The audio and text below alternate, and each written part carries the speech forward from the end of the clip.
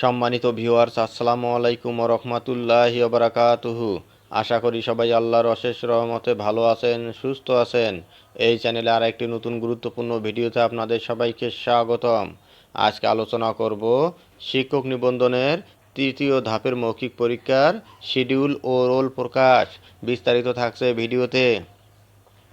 এই ভিডিওটি দেখার আগে যারা এই চ্যানেলে একদম নতুন তারা অবশ্যই চ্যানেলটি সাবস্ক্রাইব করে পাশে থাকা বেল আইকনটি প্রেস করে দিন। আর যারা ইতিমধ্যে সাবস্ক্রাইব করেছেন তাদেরকে জানাই অসংখ্য ধন্যবাদ। শিক্ষক নিবন্ধনের তৃতীয় ধাপের মৌখিক পরীক্ষার শিডিউল ও রোল প্রকাশ।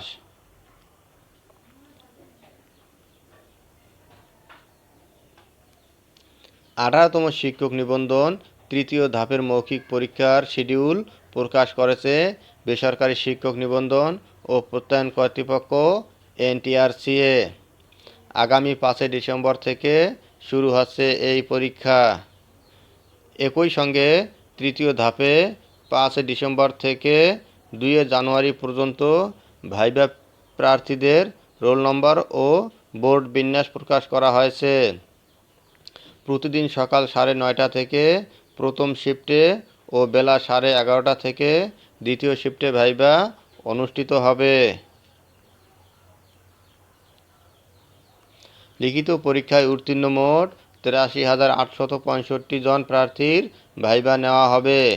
10টি বোর্ডে প্রতিদিন 600 প্রার্থীর ভাইভা নেবে বেসরকারি শিক্ষক নিবন্ধন ও প্রত্যয়ন কর্তৃপক্ষ এনটিআরসিএ।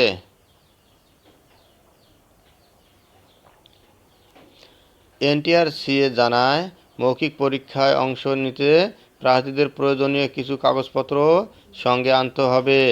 লিখিত পরীক্ষায় উত্তীর্ণ প্রার্থীদের SMS পাঠিয়ে ভাইভার তারিখ, সময় ও স্থান জানিয়ে দেওয়া হবে।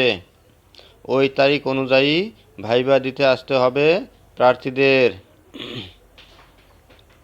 এনটিআরসিএ বলছে, মৌখিক পরীক্ষায় অংশ নিতে প্রার্থীদের শিক্ষাগত যোগ্যতার সমর্থনের সব সনদ, সার্টিফিকেট, নম্বরপত্র, ট্রান্সক্রিপ্ট বা মার্কশিট, জাতীয় পরিচয়পত্র বা জন্ম নিবন্ধন সনদ এবং লিখিত পরীক্ষার প্রবেশপত্র সঙ্গে নিয়ে আসতে হবে।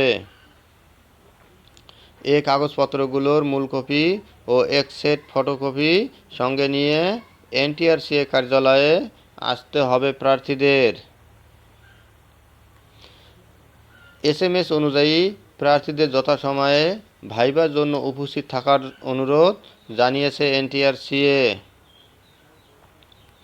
18তম শিক্ষক নিবন্ধন পরীক্ষায় অংশ নিতে আবেদন করা 18,65,000 প্রার্থীর মধ্যে প্রিলিমিনারি পরীক্ষায় উত্তীর্ণ হয়ে 4,79,000 প্রার্থী লিখিত পরীক্ষায় অংশ নেওয়ার সুযোগ পেয়েছিলেন।